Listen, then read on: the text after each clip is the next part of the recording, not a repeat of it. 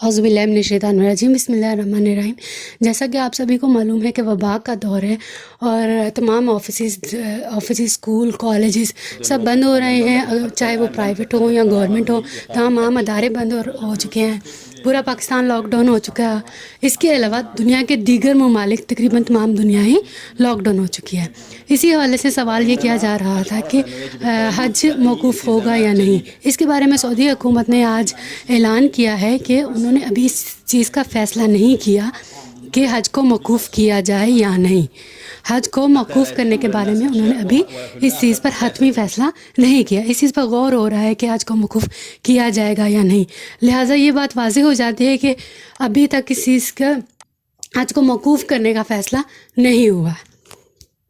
لہٰذا اس کے سے ہمیں پتہ چلتا ہے کہ ابھی کچھ چانسز ہیں کہ ہو سکتا ہے کہ حج 2020 میں حج ہوگا، اور یہ بھی ہو سکتا ہے کہ حج نہ ہو۔